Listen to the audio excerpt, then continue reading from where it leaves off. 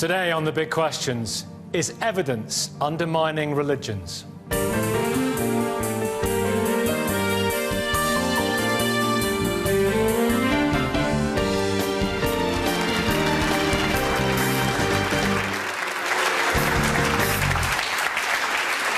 morning. Good to see you. I'm Nicky Campbell. Welcome to The Big Questions. We're back in South London at the Harris Academy in Peckham to debate one very big question. Does evidence undermine religion? Did Jesus exist? Or Moses? Or the Prophet Muhammad? As archaeological and other evidence emerges from the dust of ages, the answers are not quite as clear as the Holy Scriptures would have you believe. Biblical scholars have long known the Scriptures aren't what they once were either, with some texts discarded, others mistranslated, and many edited and revised several times. And then, of course, there is science, which has blown a huge hole through religious notions as to how the universe was created, or how mankind came into being, and even how babies are made. So today we've assembled a glorious host of biblical scholars and scientists, philosophers, archaeologists, theologians, priests, rabbis, plus current and former believers from several faiths on both sides of these arguments, all in quest of the ultimate truth. And you can join us too via Twitter or online. Just log on to bbc.co.uk/thebigquestions, where you'll find links to continue the discussion. And of course, we will be hearing from our lively South London audience as well.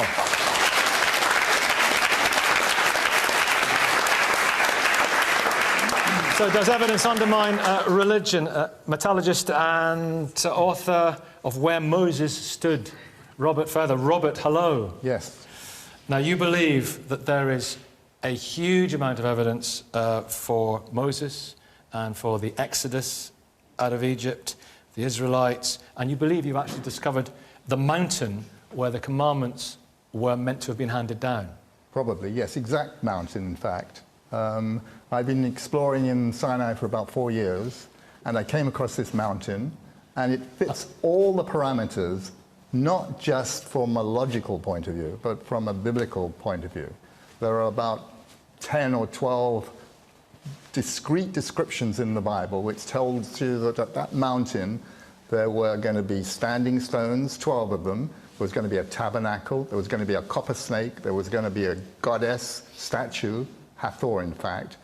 And when you go to this mountain that I've located and identified, all those things that are in the Bible are there, and they are quite unique to that mountain. Standing stones. 12 standing stones, a tabernacle, not only, and this is the quite incredible fact of it, that tabernacle has been described in the Bible as linen with red and yellow, and lo and behold, when archaeologists, I mean, I didn't do the excavation of the tent material, they found red and yellow linen fabric, just as described in the Bible. Wow. And it still exists. Wait a minute. So the tent that housed the Ark of the Covenant is still with us, or parts of it. I like your language, by the way. Lo and behold. It's very biblical. Verily. Okay. you say unto me. Let me tell me about the Exodus as well, because is there any proper recording of the Exodus of 600,000, well, men, and goodness only knows, over 1 million women and children? Is there, because it's a lot of people. Yes. Now, 600,005 men alone, which would have equated to about 2.5 million people, is completely impossible. Yeah. I mean, the population of Egypt at that time was about 3 million. So that's absurd.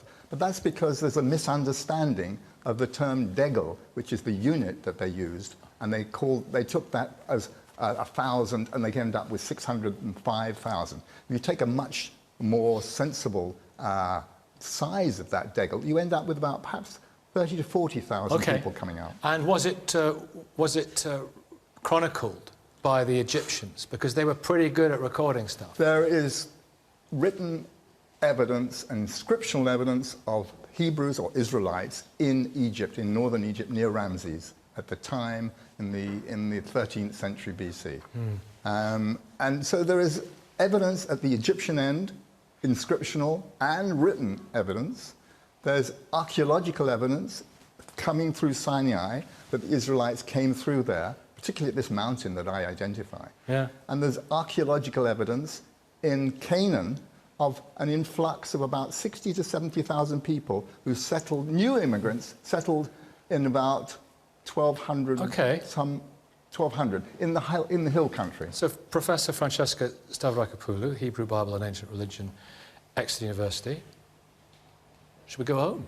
That's amazing. No, I think we'd be here all day, actually. But if we just take the main points, I really worry that you've been led on a bit of a merry dance. Firstly, the biblical writers themselves don't even know which mountain it is. They disagree as to the name of the mountain, the location of the mountain, etc. So I'm amazed that within just 4 years you've managed to identify the exact mountain. Secondly, the tabernacle is essentially a collapsible temple. Yes, it's made of cloth. It's a bit like a circus tent. And this is a very late idea within the biblical accounts. So if there were any kind of material evidence, particularly, in terms of linens that still survived yes, there is. From the Bronze Age, I'd be incredibly surprised. Well, it's there, and it's in the... Thirdly, there is no evidence, archaeological evidence, for vast numbers of Israelites either in Egypt or leaving Egypt. I didn't say there were vast numbers. It's a much smaller number. Well, you said no. I mean more than 100 or 200 people. I think you referred to 30 or 40,000. Yes. There's no evidence for that whatsoever. Well, and lastly... Yes, there is. I'm afraid there's not. Trust me, I know quite a lot about this. I'm afraid you will have there right to isn't. reply in just a moment. There is circumstantial evidence for the Egyptians talking about various forced migrations of various working groups, migrant groups. People moved around this area all the time. So we have some circumstantial evidence of various different migrant groups moving in and out of Egypt. But as for, in the 12th century BCE, an influx of 30 to 40,000 Israelites coming into the land of Canaan, there is no such incoming group. This is simply about the development of new technologies, including things like water systems, new methods of terracing, agricultural land on the hill slopes. This is about people moving from within Syro-Palestine up into the hill country. I'm sorry. I'm afraid you've been overtaken by a flood of archaeological and textual information that has left you high and dry on the shores of the Red Sea. Just like Ramses in Ridley Scott's film, Exodus, Gods and Kings. There is sound, firm evidence. There is linen fabric in the Eretz Museum in Israel, which is flax, woven. I'm not denying the existence of linen materials. We have some examples of linen materials, but I'm so sorry. I think you've had the wool pulled over your eyes. Well, you're so sorry. He's had the linen materials pulled over his eyes. I think he has. I feel Have you read Benno Rothenberg's work? I've heard of Benno Rothenberg's work. You've only heard of it? Benno can't be with us today. Well, I'm sorry. Yes, Doctor. I'm inclined to believe what Francesca says, and of course if what she says is true then the biblical account is false. But even if everything you said were true, the biblical account would still not be true, because of course none of it is the slightest bit of evidence for the really important things. For instance, God's appearing to Moses upon Mount Sinai. All of this is completely immaterial to that, and for that of course we have huge and completely decisive evidence against that's this. something different. I want to just explore something, because there's mythology and there's myth-making and also legends that are necessary for a people. Why was this, do you believe, Francesca, why was this necessary for the Jewish people at the time to have this story and to believe this story and to pass this story down? The Exodus tradition is really important because what it seems to suggest is that a people who have been under constant foreign occupation, they've always been the little guy in this particular region in the ancient Near East, contemporary Middle East today, same area.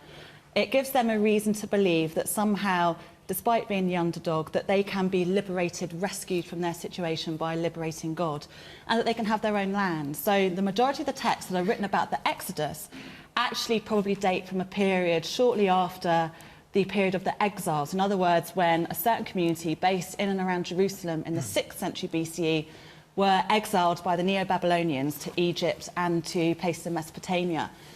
To write a backstory that basically says we will return to that land because hundreds and hundreds of years ago our ancestors were also slaves in Mesopotamia and Egypt, and our ancestors were given this particular piece of land. It's an ideological, mythological foundation. About self-identity? Yeah, for identity. Robert, quickly, then Rabbi Miriam, I'll be with you in a second.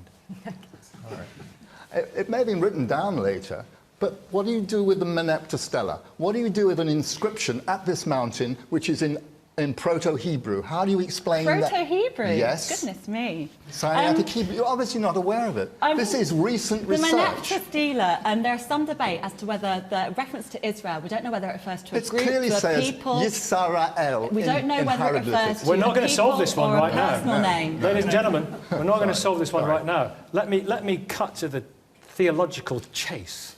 Does this matter if it's true or if it's not true for faith and for beliefs and for fundamental truths, Rabbi? If I could stand at the foot of a mountain and know that that was the mountain, it would send shivers up my spine. I'm not sure it would make me more Jewish than I am today. And if I was told absolutely concrete evidence that this was a backstory to understand my position in exile, to me that's still a valid form of this is my identity, this is my people's identity, and the narrative that draws us together, that gives us a framework and rituals, and even more important, understands either our position as we are strangers in the land and how to behave, or how do we identify and support others who are strangers in our land because we were once strangers in the land. So the metaphor is more important than the reality? The metaphor and the shared identity that it creates. Yes. Dr. Radisha Antic, from Newbold College, Seventh-day Adventist Research Centre. Now, you believe in Noah's Ark. You believe in Adam and Eve.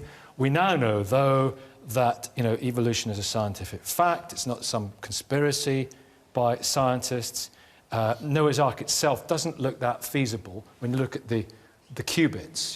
The size of it, given there were polar bears and penguins and koala bears and insects and all sorts. And somebody's worked out as well, lots of scientists actually worked out that given all those animals on there, the methane from the dung would have killed many of the animals, and also the wooden boat itself would have been highly flammable and would have suffocated the animals.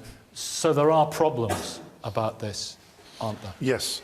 Let me first come to the point which was made. To make archaeology the measure of all truth is so wrong, and it does not stand any evidence. I still remember that, for example, for many years in the archaeological community, there were serious archaeologists claiming that the walls of Jericho fell into the opposite direction of what the Bible describes. Only 7-8 years later came another archaeologist, and I've seen this myself, the drawings they were digging there, and so on and so on. Another lady from Canada, she came with completely opposite description, that the walls of Jericho fell exactly as the Bible describes. Yeah. So just to impose... Forget archaeologists. Okay, to impose atheistic perception on the biblical text, it would be like imposing biblical or theistic understanding on some atheistic works. A completely different logic. Okay, what about Noah's Ark? What about Noah's Ark, for example? Okay, let me come to your point, to your question. First of all, I believe that there is God. And if there is God, if there is such thing as, and he must be a great mathematician and a lover of beauty, because when we see the universe, we see the atheistic community, they have no answer how the universe cosmos came into existence. Not at all. They are telling us that something comes from nothing. This is an offense to the common sense. There are around 200 constants in the universe, and if, let me finish, please. And if only only one of these constants is changed, nothing would exist. Then how the life started? Dawkins are telling us pure sheer chance. Because the argument against that is that we evolved. Yes. No, for the universe, evolution is starting with DNA or RNA molecules. Yeah. So sheer chance. He says the physical laws have conspired. How the physical laws are the movement of atoms, how they can conspire. There must be an intelligence. So have you considered writing a paper on this and winning the Nobel Prize? Because this turns... seriously, sir, this turns over...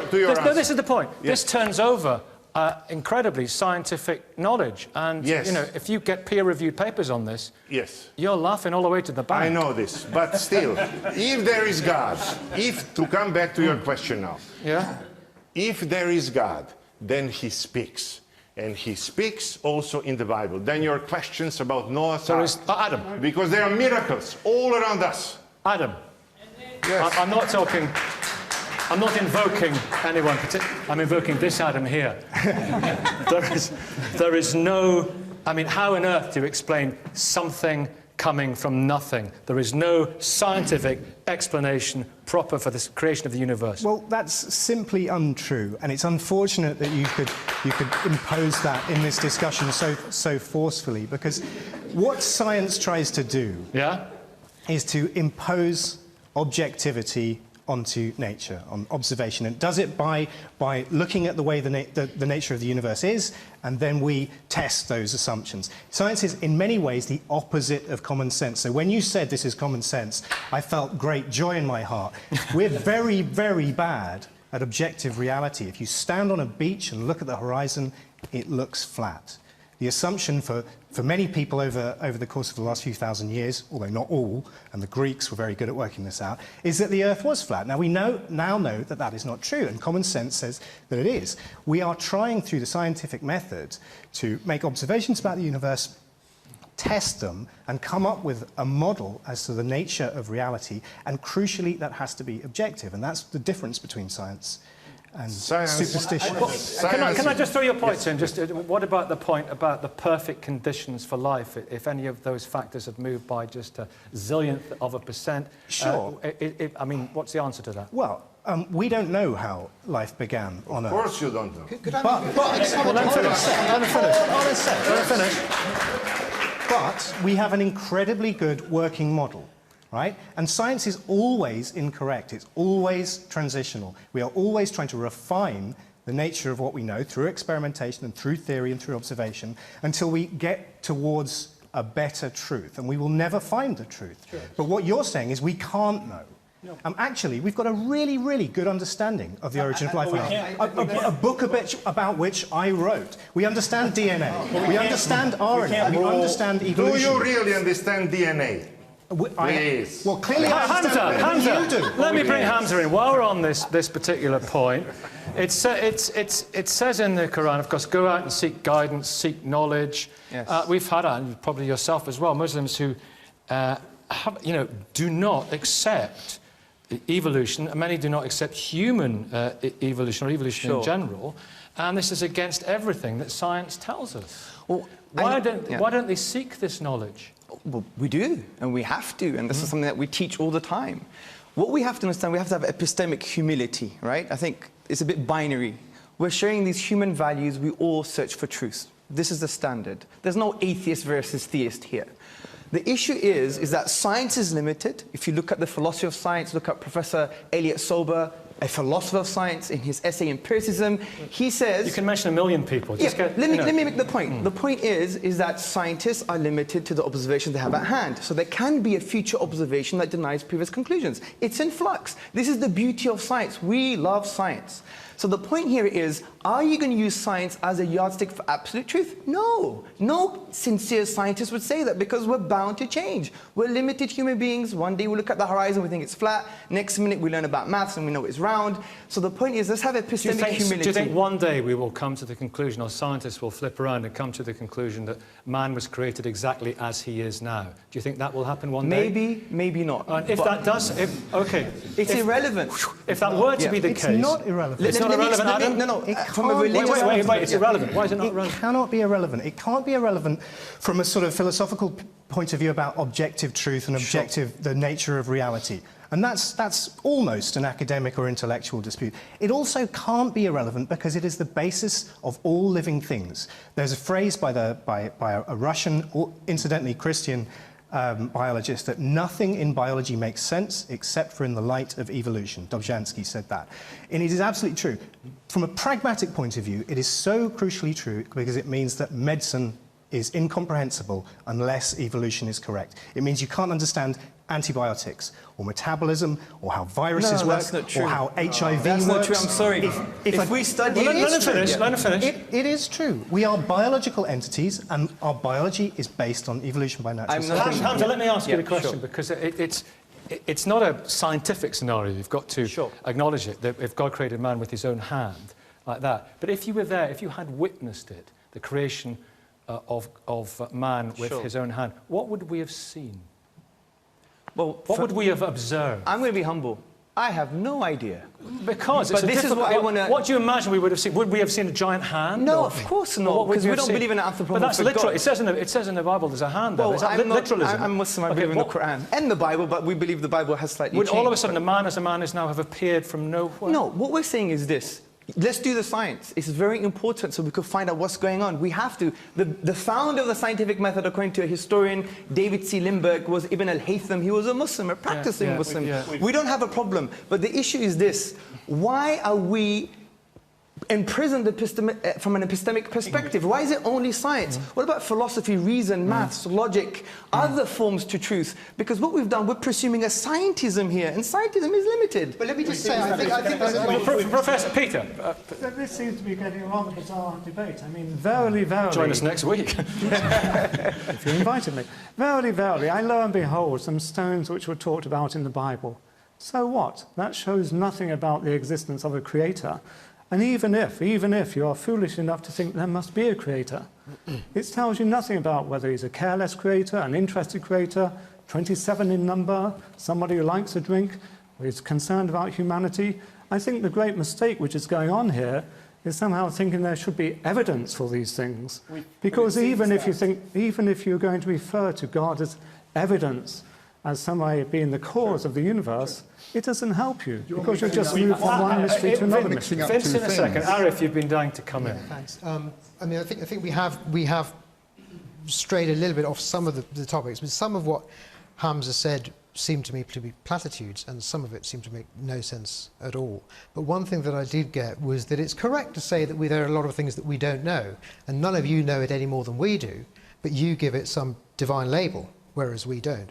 On the specific arguments, I mean, coming back to your apparent refusal to understand any of the points that Adam was making, if we look at the specific argument concerning the so-called fine-tuning of the universe for life, that is to say, the particular values of certain physical constants is so specific that had it been different by, say, 1 part in 10 to the power of 100 or something, there would have been no life in the universe. That's the argument. That argument assumes that this dispensation would have been very unlikely to have arisen by chance. We have no reason whatever to think that. The only reason to think that something like that is unlikely is if we have some grounds for establishing some particular probability distribution in advance. The only way to establish such a distribution in advance is through repeated trials of universes being created.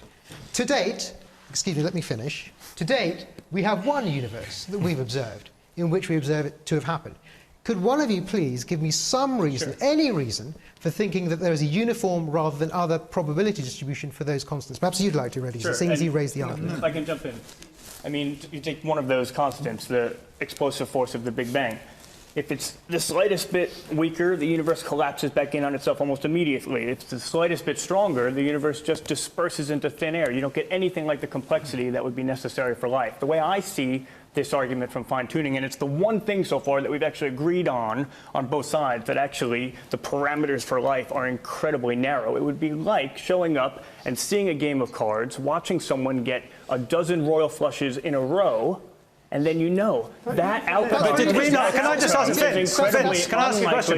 Did we not? The possibility of scientists that we evolved to be compatible with that fine-tuning, and that's why we're here. Well, no, but the rather example, than fine-tuning being creative. But Nikki, the example that I gave, in terms of the explosive force of the Big Bang, if you just conceptualize it, it's the slightest bit stronger. It literally disperses into thin air. Okay, Vince, there's nothing complex. There's nothing complex at all. The slightest bit weaker, it actually just collapses back in on itself. That's all very interesting, but he hasn't answered the question. Can any of you give me a reason for thinking that the distribution of those constants was uniform? Let me give you an example. So supposing that, for instance, the first person who examined a snowflake under a microscope looked at it and said, oh, look, it's a beautiful, perfect crystalline structure. Isn't this amazing? I must have a really special snowflake. What's the chances that a snowflake would have this particular structure? Because it's the first one he's seen. There's no reason whatever to think that the distribution of patterns in snowflakes is is uniform rather we than both agree the that question there is, could be lots of other types of possible universes that would not It's- include there life. could be- on the hypothesis there- that God there does could not. be- On the hypothesis that God does not exist, There there's could no be- reason to think that it would be likely that we would get one of the. Okay. I want to move. This is Just wait, please. nobody Please. has answered my question. It would be interesting if anybody could. want to ask. Nobody has Well, answered the question. we need to move on, and if we get a chance, we'll come back to the question because it's a good one, and it's a very interesting one. But I want to move on to the situation of if this is true. Just say, and please answer this, and maybe Radisha as well. Just say that science is right about human evolution. And don't quote people who say that it's not, because 98% of scientists, 99% say it is. Okay. Just say that human evolution, say we do have common ancestors with bonobos, chimpanzees, gorillas, in relatively recent history, 6 million, 8 million years. Would that, and you came to realise that that was true, would that dent your faith one iota? No, because I know that via the scientific method, evolution is the best that we have. I appreciate that. I haven't denied that. Who's denying this? It's not me. Even the Islamic Orthodox normative tradition says we accept the science to a certain limit, but we understand epistemologically the weakness of science because it doesn't answer everything. Okay, but it wouldn't dent your faith. Would it dent your faith? Now, please answer the question. If you came to accept evolution as scientists do, would it dent your faith? Of course it would. Would it? I applaud to science. I think the true science is never contrary to the biblical truth. So no problem. If ever there are enough evidences, but so you would lose your faith in God? I would lose my faith in God. Okay. Yes. If there are enough evidence, but there are no evidence. It strikes me in that case you haven't spent a great deal of time. Wait, Adam. It strikes me that you haven't spent a great deal of time engaging with the evidence. And when you said, for example... How do you know that I have not... Because you said, can you explain DNA? Well, yes. We know absolutely loads about DNA. We know how it works in the broadest sense and at a fine-tuning. Now, just because something is too complex for you to understand doesn't mean that it's not true. Be more humble. What we know is very, very little. Very little. Let's get some audience in, and then Lola, I will come to you. Every serious biologist Lola, I will come would to you. acknowledge that. I mean, some would say, good on you, that's absolutely, you know, that's your truth, and you believe that, and you're true to the Bible. Others would say it's kind of maybe sad that your faith is built on what they might think is sand. Much better off not looking for evidence. Oh, Peter. I think you'll find it much better if, as a religious believer, you didn't go around looking for evidence for God, because we can keep on contradicting that and arguing about it. Rather, it should be seen as a way of looking at the world in which you might see the world with awe and wonder and think it's a gift from God. And that's a rather nice way of looking at it. The problem is how you actually then understand that God. Is that a God who actually is concerned with loving humanity? I think evidences point towards the existence of God. And I can keep forever, but we don't have enough time. Yes. I'm sure that's We've true. got forever. Yes. Hands up, gentleman in the blue shirt there. Let's get the microphone over to you. Hello. Yeah, I think what's being missed here, everybody's talking about evidence and being convinced by evidence or not convinced by evidence. Religious belief is just that. It's a matter of faith. One of the people talked about how science constantly is being refined. I think that science is also refining religion. Anybody who believes is really having their faith tested by evidence coming through. Doesn't mean that they're not believers. They're believers in an ethos, they're believers in a tradition, and they're believers in a way of life. And it's deeper not truths, deeper truths, which is what I want to come on to. Yeah, gentlemen there, just along from you. Some religions, they don't believe in the deeper truth or evolution. You had Dr. Osama of the Quilliam Foundation. He received death threats when he said that he believed in evolution. Yeah. You have fundamentalist Islamists, you know, who do not believe in the sciences. They take a literal interpretation of the Quran, and they believe it's the word of God, and they're willing to act on it. Look what's happened in Paris. The unmedia is the word of and God. all across the world, even in Pakistan. And Yusa, hello, good morning. Hi. How are you doing? What do you want to say? Well, the question is, does evidence undermine religion? Now, we're missing a religion, which is the atheistic religion, right? So my question to, because it is a belief system, it's, you know, there is no God. So It's not a belief system. I'll pose the question and maybe you can answer why not. Now, I like it when you ask each other questions. That's great. Yeah, go on. Basically, my question is, if we are a product of a blind, naturalistic, mechanical process, then what reasons do we have to trust our mind? Because cockroaches are much better than us at surviving as human beings, right? Now, if rationality is purely due to survivability, then when was the last time that we saw a bunch of cockroaches sitting around discussing quantum mechanics over coffee, right? We clearly have a higher cognitive faculty than certain animals do, and we have there is a higher spectrum, though, as you would guarantee. Yeah, I mean, look, we would look at the Andromeda Galaxy and try and work out the sort of constants around there. Cats wouldn't do that. So how do atheists reconcile the fact that their belief system dictates that they're a product of chance, which would mean that how could you trust your mind? Well, there is a spectrum of self-awareness and intelligence. That's all I'm saying. Atheism, interesting. You were exercised by that. Why is he wrong, do you believe, to say that atheism, being a belief system, is a kind of religion? It's an absence of a belief system. So by definition, it can't fall into the same category as having faith or having a religious framework with which in which you live your life. That isn't a belief system. It is the opposite of a belief system. Arif?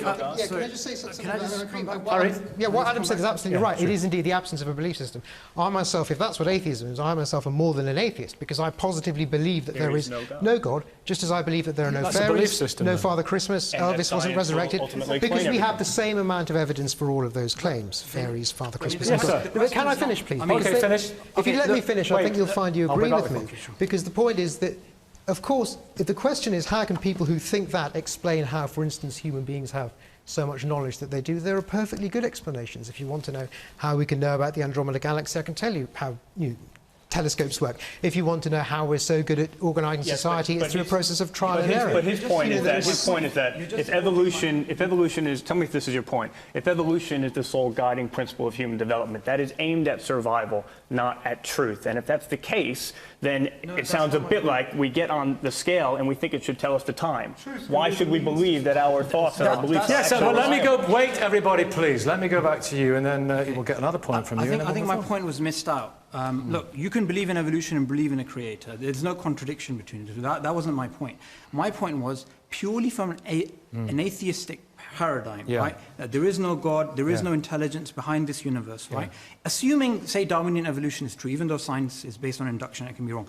Assuming it's true, how can you trust your mind when your mind is a product of a blind evolutionary process which doesn't have an end goal? If the end goal is pure rationality, then we should have the same rationality. The mind has evolved and survived for 200,000 years. But you're missing the main point, and no atheist here has actually answered that. Well, let me just. Harry, answer that point. Yes, can I just answer? Of course, we can explain it, because the search for truth, looking for truth, is a very good means to surviving. The truth about what drug cures this disease is a very good way for prolonging our survival, and it's our atheistic science that you will rely on in order to prolong your lives by taking your drugs. Lots of examples. Allow me to come to Joe now, if I can. Thank you very much for that. Allow me to come to Joe now, if I can, Joe and Taylor, because we can talk about this, but there is science, and there is faith, and there are deeper truths, and there is something that's numinous and transcendent, and underneath that, which is greater than any of the stuff, perhaps, that we're arguing about here. Do you believe that? I do. I find it kind of interesting, the definition of God that is being thrown around the room, because obviously there are different concepts of what God is, and it can be a very divisive concept, which is a shame in a way, because I think that we have a real challenge right now as human beings to work out what we mean in the light of what we know from science. I love science. I love science documentaries. I just watch them all the time. I love what I can learn from evolution and physics. I still do hang on to God language. I find it helpful for me, and partly that's from what I grew up with in a Christian background. But I think in terms of my own experience as well, it is a very powerful, meaningful force for me to use a concept of God, but a God that inhabits everything that we know about the universe now to distant galaxies.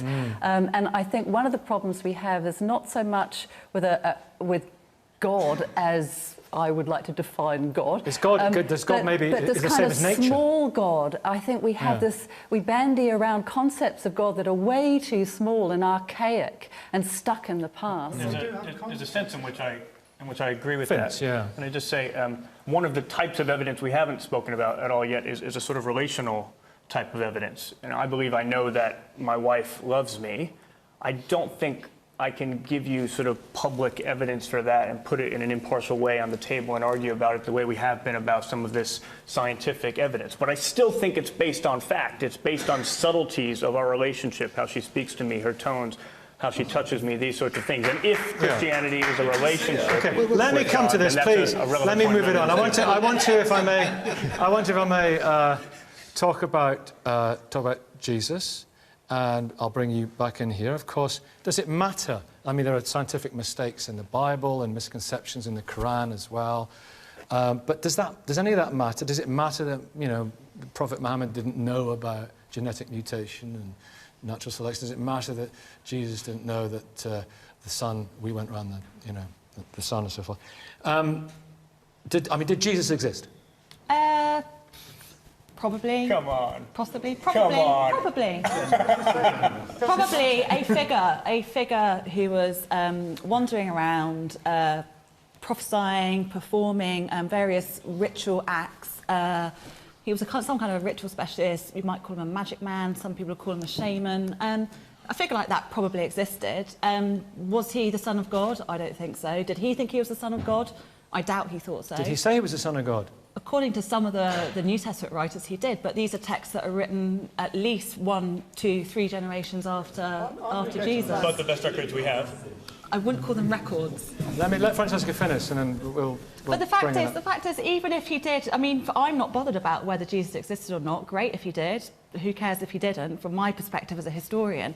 But even if he did exist, even if he was executed by the Romans, it's more about the social and religious responses to this particular man and his particular group of friends, his disciples, this very early Jewish movement. That's more interesting to me as a historian than some kind of vague idea of a truth. Truth is a very loaded, it's a value term, it's a very loaded label. We use it as opposed to falsity. Whereas something like evidence or plausibility, historical reality, virgin birth, for example. What about the virgin birth? Well, how many mentions are there of that? Well, we've only got 2 accounts in the New Testament about Jesus' birth and his childhood in the Gospels of Matthew and Luke.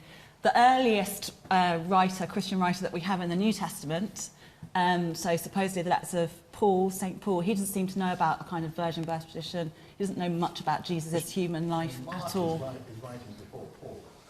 I want to bring Vince in if I can, because Vince, you two aren't going to ever agree until the end times. Vince, the resurrection, this is key, isn't it? And there were witnesses, weren't there? For me, it's key. If you really believe that Jesus rose from the dead, even going back to the beginning of our discussion, you look at how Jesus treated the Old Testament, and then you have a model for how you might treat the Old Testament. It's not because of archaeological data that I do or don't accept certain things in the Old Testament. But with the resurrection, I think there's a lot of evidence for that. I'll just give a bit of it. There's a passage in 1 Corinthians 15, the first verses of that passage. It's written by Paul. Is there any evidence outside of the Bible? Just let me finish. There is some, but let me finish on this point. In that passage, many scholars have accepted it's a very early creed. Many who even disagree with the Christian faith date that to within the first couple of years of Jesus' death. 100 years ago, people would have answered this question by saying the resurrection was legendary development. One person told the next, that person told the next. It went down the line. By the time it got down there, we had a crazy story. You can't hold that anymore because we know from this text that many people, in the text it even says hundreds of people, were utterly convinced that they had spent time with Jesus after he was risen from the dead. Look, a lot of people. Quite a lot of people, hundreds. And there are accounts of appearances to individuals, to groups in different places at different times doing different things. The question is, how do you account for that? That's a question for everyone, not just for the Christian. Lots of people think and also how it caught on so quickly. And how it caught on so quickly. So Jesus' followers, they thought he was going to be an earthly king. When Jesus died, that should have been end of movement. There was no reason for that movement to continue. All of a sudden, you have the eruption of the Christian movement. How did that come about? Something happened. Historically, we can say something big happened. The Christian fills that gap with the resurrection. If that's not how you fill it, that's okay, but you have to fill it with something, and legendary development won't do it. It's extraordinary because what I find particularly difficult about Christian readings of the New Testament and other early Christian and Jewish texts that didn't make it into the New Testament for various reasons, what I find really difficult about those readings is this claim to exclusivity when it comes to the resurrection. Resurrection wasn't some kind of amazing new idea that just popped up in the time of Jesus.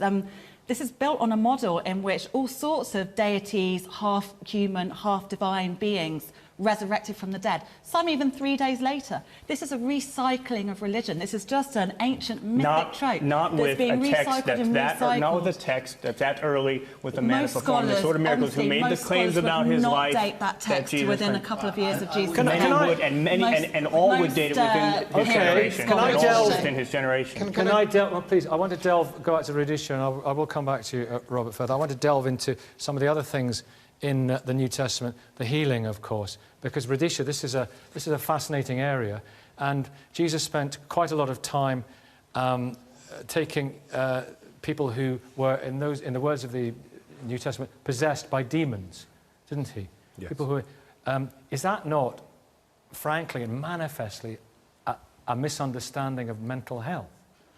Okay, okay, let me put it another way. Are there people now, these days, who are possessed by demons? Okay, I have to say a few words about No, please, because I have to set the agenda. Okay, then. Are there people now? Yes. That's my privilege. Yes.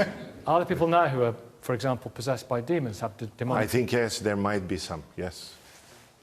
But what's a demon? Could you clarify what a demon is, but please? if you don't let me speak, then I cannot explain. I'm letting you speak. I'm listening. Yes, I think, but this is the whole story. What we are doing we are taking bits and pieces from the Bible, but we have to look at the reality. This is the question in philosophy. What is reality? What's a demon? And yes, in the Bible, the text, there is clear explanation what are demons. Have you seen somebody who's No, I possessed by haven't demons? seen. I haven't seen. But many people living during the whole history of humanity, and the Bible speaks about demons. Yes, we don't know everything about this. But yes, some people had some experiences, and some of these experiences are described in the Bible itself. Yeah, How is that good sorry, enough? Adam. How is that Adam. good enough as evidence, though? This is what bugs me about it. The level of scrutiny you seem to be applying to a text which people like Francesca understand as a historical document, but you seem to understand as being inviolate, absolute, perfect word. No, I don't believe that. So to be fair, there's some of the other but the level of scrutiny you apply to the whole things everything that we're talking about. What is a demon? Where you say it describes some things about what a demon is in the Bible, and you say that demons still exist now, but you can't apply any sort of scrutiny which is acceptable in any academic sphere, in history, in archaeology, and particularly in science, where we hold ourselves up to a particularly high level of evidential Yes, you can basis. apply. You can apply. Well, what is a demon? You can't tell me what a demon is. Yes, but because demons don't exist. Some people had experiences throughout human history. If you, of course, you may laugh, and this is up to you. But there have been experiences throughout human history with some supernatural beings, whatever they are. No, they haven't. Oh, yes, they have. Because I think we need to bring up. This is your atheistic. You apply your assumptions and presuppositions of atheism to all religious phenomena. And of course, you are allowed to do this, but then it leads you nowhere. Well, if you just Did they have an understanding of mental health conditions, or did they just think it was demons? That's of course, there are plenty of mental conditions. There is a general argument that I would like to see addressed, which of course covers the issues about resurrection, as well as Moses and demons and all of these other reports that we supposedly have concerning these events, which is Hume's argument, which is decisive and straightforward, and the argument is as follows. Everybody agrees, including all religious people, that the vast majority of reports of miracles are made by people who are wrong and deluded. Christians believe that about Muhammad. All Islamists believe that about Jesus.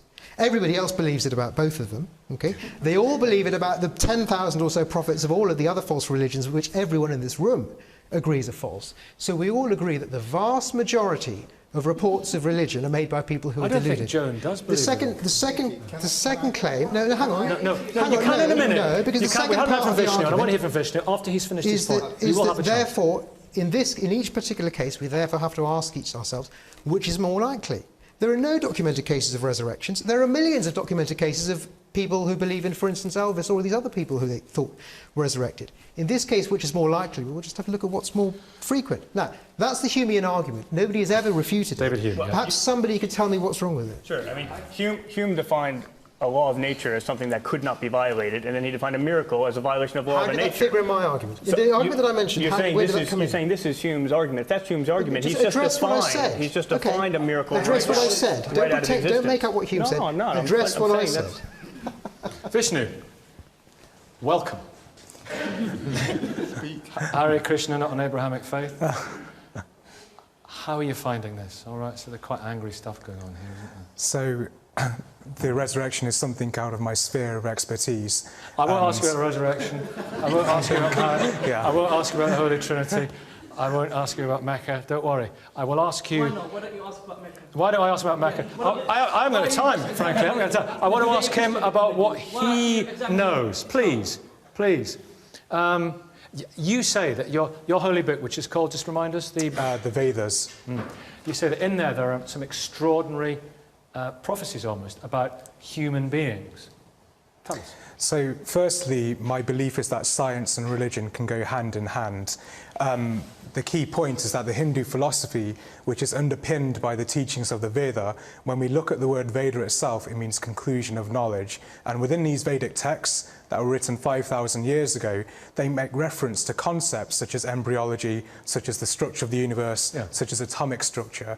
And when we actually observe these scientifically, when we look at, for example, the stages of embryonic development. Specifically human beings, what does it say about human beings? Within human beings, what's described in the Vedic literature is that at this point in humanity is described as an age of quarrel and hypocrisy. We can see that in society, people are living to excess. We can see that within society there's an obesity epidemic. We can see that there are so many issues with today's society. Now, the point that I wanted to make... This is interesting. So the quarrels and hypocrisy were of so if I wanted current times were predicted. If I could just go back to the first point, which basically talks about how the Vedic literature emphasises the embryonic development, talks about the structure of the universe. So all of these things are empirical scientific truths. So when we look at, let's say, the stages of fetal development, these have actually been documented in the scripture, which is 5,000 years old. So they actually emphasise the point at which the time the head is formed, the point at which the limbs are formed, the point at which kidneys secrete urine. And so if we can actually observe that scientifically through empirical evidence, there's scripture that's 5,000 years old. I take your point about that. That inspires some faith. I take your point about that, but it's just what they said about humanity. These days will be a time of hypocrisy and quarrel. We can see that in the world around us. There's so much trouble, so much conflict in the world around us, and this is just a further prediction that's verified in Vedic scripture. The prediction that there's going to be trouble and conflict in the world as well, it's very easy to get right. But then, if I could just come back to that, if we could address the point around... Strangely enough, I want to support Francesca, because the earliest texts about Jesus are not as the time you talked about. No, not the text, but the creed itself from 1 but Corinthians the knowledge 15 of is it. dated to and very you talk early, about as Jesus as a healer, and it's pretty certain that he was a member of the Essenes. I mean, No, it's not. well, if you want to argue about that, we can argue about that. The Essenes were known as the therapeutai, healers. No, they weren't. And he was a member. There's a gap in Jesus' life between 12 and 30, 18 years. No one knows anything about him. How is it that this person who founded a fantastic religion that spread all over the world was not doing anything for 18 years? Do we think these arguments really matter? Yes. There's a gentleman at the back who raised the issue about faith. That surely is a key point for religious believers. The reason you don't hear anything about Jesus between the age of 12 and 30 is because he's ensconced at Qumran as an Essene, learning. Where are you getting this? Do you not think that perhaps the reason... Francesca Stavro, wait, you said something. No, please, Robert, in the time available to us, because I've got other things and other people I need to bring in. No, let me answer your question. I think the reason why we don't know very much about what happened to Jesus before the age of 30 is because people didn't get interested in Jesus until he was kicking off in the temple in Jerusalem and causing a rabble until he was executed. Why would he be quiet? That's why we have... all these backstories that have been written about the gospel Joan, no, please, this is no use. A plague on all your houses. Sorry. This is no use. Joan, you are a mere Quaker. This must be awful for you. I am a Quaker, but I've also written a book on the Essenes. You know about the Essenes. You know that well, let's hear if she knows. The time, when did they come out as mature, qualified Essenes, able to go out? Age 30. Robert, yellow card in a minute. I would say the Essenes are a legal school, the Second Temple Judaism, who were quite different from what Jesus was on about. Living in community, dressing in white, separating themselves from wider society. Sharing everything.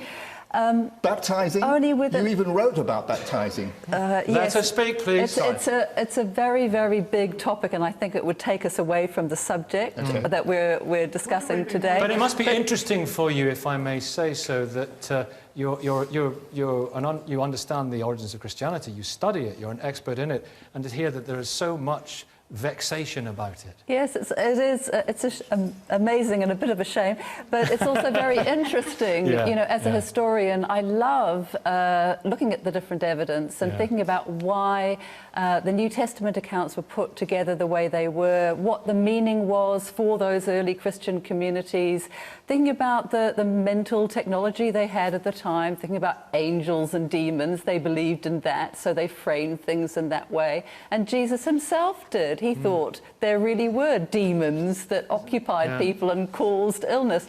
But behind all that, I think there is something that's very meaningful about those stories, and I really find them inspirational. I think that the model of Jesus, his example, the way he critiqued those in power, the way he looked to the poor, the kinds of things that he promoted in terms of values, compassion, mercy, forgiveness, all of these things are really valuable for us today.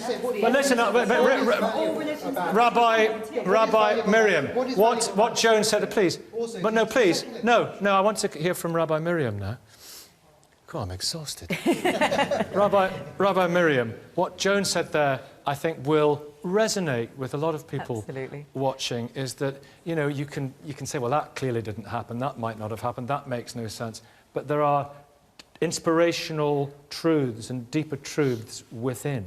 So I think some of my co-religionists are doing religion in general a real disservice, because setting up our scriptures to be a history book or a science book is just going to relegate religion into mumbo-jumbo and nonsense.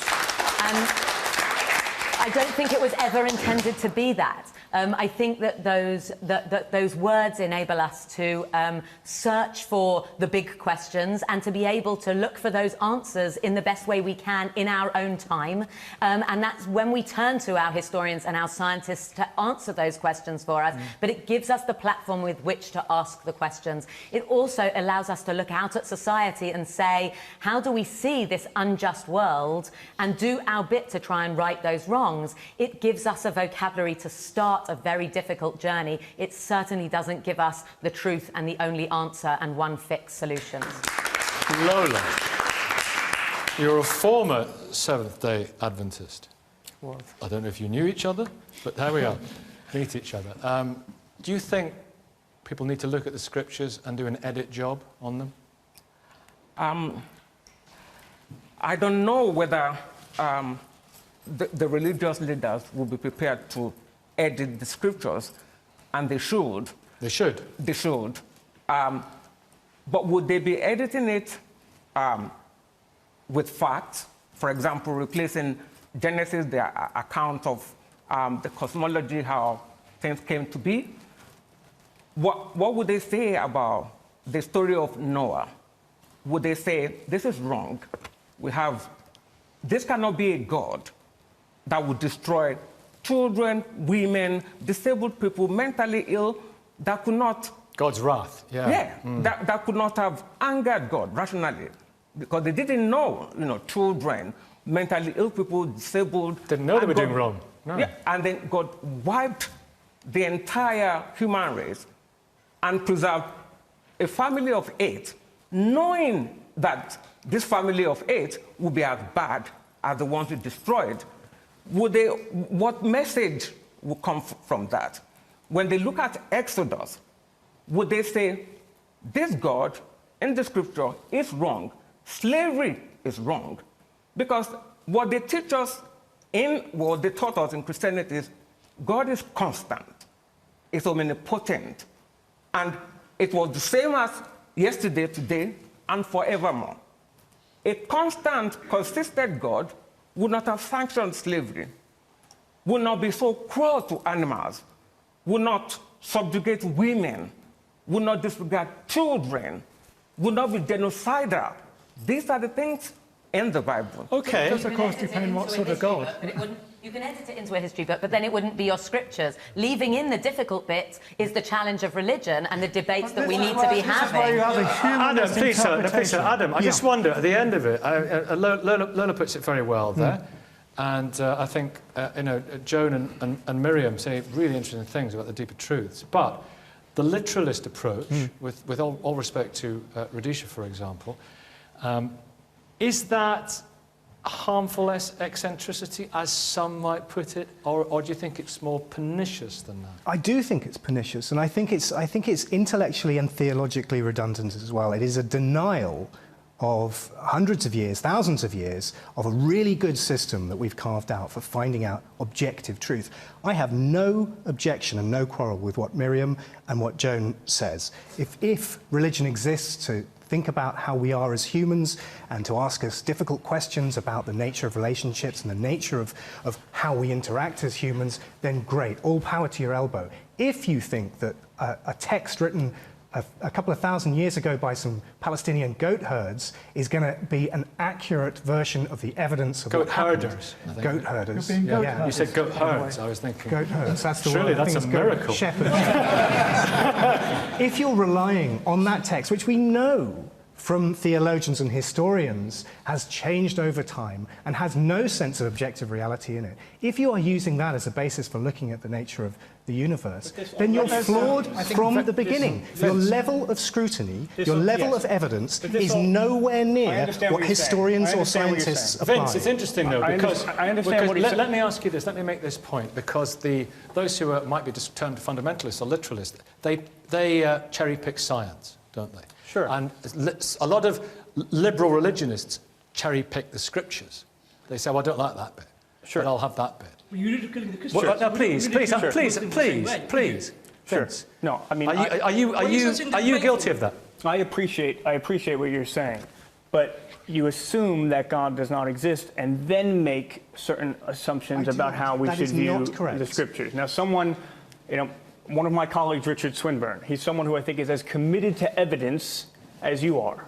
Okay, his book in 2003, The Resurrection of God Incarnate, I know you will vastly disagree with this, but he looks at the evidence in a probabilistic way. He likes to work with probability theory. He comes to the conclusion that it's 97% probable that the Christian God came. Now, I don't expect you to agree with that, but he is probably the most influential British philosopher of religion of the last 2 generations. No one can say he doesn't take evidence seriously. There are arguments on both sides of this debate, but you can come by the evidence to a conclusion strongly that God exists. And if that's the case, then a lot of your beliefs about Scripture could I please make 2 points about... Could I please make 2 points? So the first point about the Swinburne book is that Swinburne starts with absurd prior probabilities that he plucks completely out of the air and cannot be justified. But the more general point that I want to make, which goes back actually to some of the things that the grown-ups here, like Miriam and Adam, have been discussing. I mean, people. Yes, it's meant to be. It's not meant to be polite.